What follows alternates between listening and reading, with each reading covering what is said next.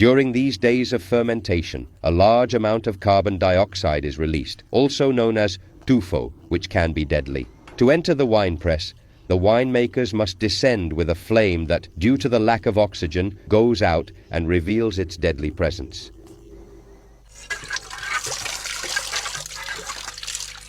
It's time to tap the wine press. By removing the bung, the wine flows energetically, pressed by the breeze weight, and it is collected in the barrels. Through this system, the wine detaches from the pomace and all the solid parts that remain in the wine press. The casks and barrels must be perfectly clean and sulfurized to preserve the wine. The young wine is poured there, where the second fermentation will take place. The so-called second fermentation is, in fact, the transformation of malic acid into lactic acid, and that's precisely when the quality of the wine improves. During the winter rest of the vine, pruning is carried out. But before starting the actual pruning, some viticulturists perform pre-pruning with suitable blades adapted to the tractor. This job involves shredding the shoots above the pruning buds to ease the subsequent work. The purpose of pruning is to prolong the life of the vines, maintain a suitable shape, and achieve better harvests, both in quantity and quality. The pruners throw the trash and the vine shoots compass, which is the path between the vines to ease their subsequent collection. The pruners have previously selected the cuttings and cleaned them for future planting. The process of planting a vineyard starts with deep ploughing or tillage of the soil to clear it from large stones and deep roots. Before tractor's introduction, this work was done with large ploughs pulled by several horses. Once the ground is prepared, the aligning is carried out, which is done with long chains marked at regular intervals. In the vineyard planting technique, called Marco Real, the distances between the vines are adapted to improve the mechanization of cultivation. At mark height, the viticulturists drive a signal into the ground, which is usually a cane or a broom branch, to indicate the place where the vine will be planted. This work is called florear. In a hole made in the ground with a wooden auger, the prepared cuttings are inserted. They stick out 3 or 4 centimeters. Then they tamp it down to trap the soil around it and facilitate rooting. The final step is fertilizing. The viticulturists cover the entire cutting, waiting for the root to catch and sprout in the spring, to later graft it in the summer or the following winter, depending on its strength. To cover the manure and leave the soil fine, the vineyards need to be plowed. There are still viticulturists who continue to use the traditional driving force of horses in agricultural work. From late winter to the first days of summer, usually 4 passes are required with the plow to turn over the soil and prepare it to better absorb water. During this time, the trunks of the vines are uncovered to remove the roots or veins that have emerged on the surface. The viticulturists remove the weeds and unearth the base of the vine trunk to allow it to receive sunlight. They create a small mound around the base with the soil where rainwater can collect more effectively. Spring has already arrived in full splendor in the Carignana countryside, and the thumb cuts or pruning wounds begin to cry, as the viticulturists say. This event indicates that the vine is awakening from its winter rest to begin a new vegetative and productive cycle. The viticulturists refer to this as the vine's crying. This phenomenon indicates that the vine is waking up from its winter dormancy to start a new vegetative and productive cycle. Spring rains and warmth facilitate the development of the plant. The flowers of the vine open all together, forming a cluster. At the end of May or the beginning of June, the viticulturists of Carignana perform the derré, which involves removing the stems or shoots and some excess leaves to facilitate flowering. Gradually, the pistils of the flowers will begin to grow and develop until they become juicy grapes.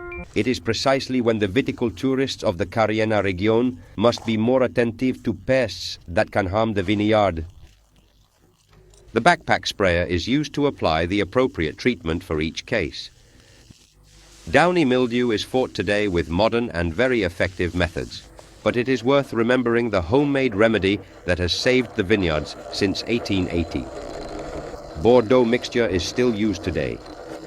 They had to grind copper sulfate in mills that the viticulturists had in their own homes.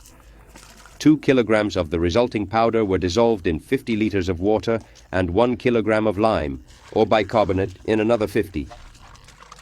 Then both solutions were mixed to obtain the precious liquid. The lime neutralized the acids from the sulfate, harmful to the plant. The Bordeaux mixture was sprayed on the vines to form a protective film on the leaves, making them more resistant to downy mildew and drought. From the second half of September and the 1st of October, when ripening checks indicate the optimal state of the grape, it's time for the harvest. Harvest time is a culmination for the viticulturists of a year of considerable effort and hardship. Its arrival has always been celebrated with joy. It is during these dates that the Harvest Festival takes place. It is on these dates that the Harvest Festival is celebrated.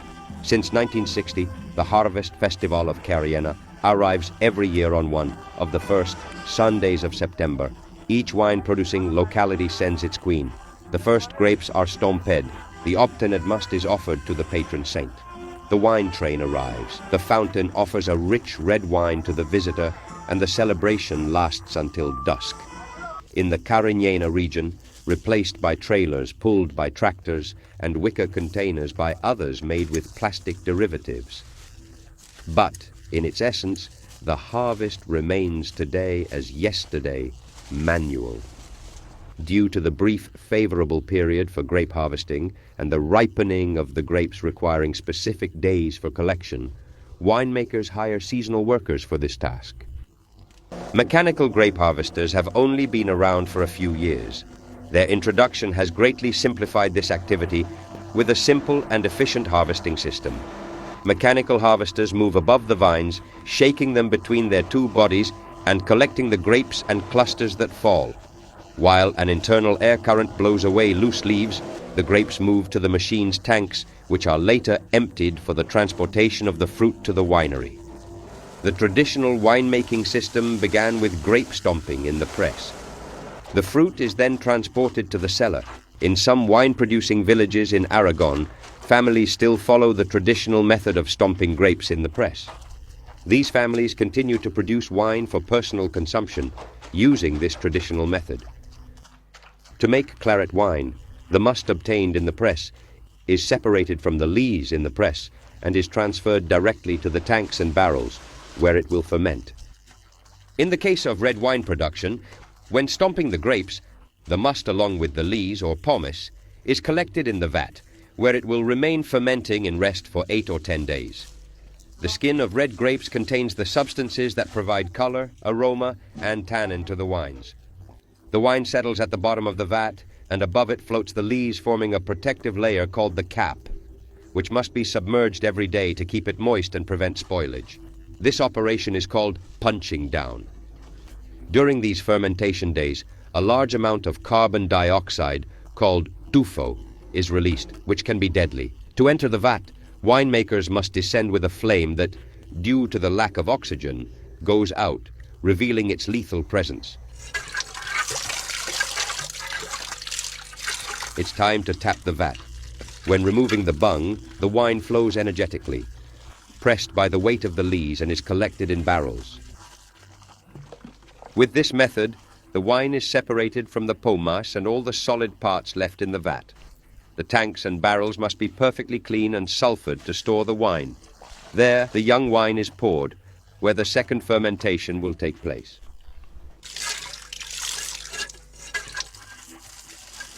The so-called second fermentation is actually the transformation of malic acid into lactic acid, and it's precisely when the quality of the wine improves. The lees remaining in the vat, after extracting the wine, are transferred to the presses. There, through pressure, the pomace releases the juice that remains. All these traditional techniques have become part of the past, or are practiced by a few families, more for sentimental reasons than for economic performance. In the 80s, the wineries in the Carignana region began a process of technological modernization of great importance for winemaking. Today, the grapes harvested in the vineyards are transported in trailers to the wineries under optimal hygienic conditions and without damaging the fruit. There begins the winemaking process, properly speaking. The grapes from the harvest are received in an automated and computerized manner in facilities where stainless steel predominates, ideal for controlling the hygiene of the process and the temperature of the fermentations. From the discharge hoppers, the clusters go to the destemers and crushers, nowadays designed to gently break the grains. Then, the must goes to the tanks or the presses, depending on the type of wine to be produced. For white wine, which comes exclusively from white grapes, the must ferments on its own. Rosé wines are obtained from red grapes, and the must is placed in a tank for a few hours until it extracts from the skin of the grape the characteristic pink color. The uniqueness of the red wine vinification lies in the simultaneity of fermentation and maceration of the skin, seeds, and pulp of the grapes with the must. This must fermentation takes place under the watchful eye of the winemaker, who has cooling equipment to prevent high temperatures that would alter the balance or the subsequent quality of the wine. A process of a few days, where the work of an entire year is at stake. In this first fermentation, the sugar in the must turns into alcohol. When the process is complete, the wine is racked, and in the case of red wine, the free-run wine is separated from the press wine. This pomace is taken to the presses, where the remaining wine is extracted. The pressed pomace will be sent to alcohol factories, and the extracted wine will be collected in other tanks, where it undergoes a series of filtrations to complete the process. Normally, in red wines, a second fermentation called malolactic occurs, where malic acid transforms into lactic acid. After this process, the wine improves in taste and becomes smoother on the palate. Thus, the young wines of the year are born. After this stage, the wine undergoes a series of filtrations to complete the process. The winemaking work complete, autumn arrives in Cariñena. The cycle of grape cultivation will repeat itself for another year. Meanwhile, the wineries are in full swing. Another year of the vineyard's life is completed with the culmination of winemaking. Viticulturists and winemakers continue their daily work, sustaining and advancing this activity that is part of the history of the Cariñena region.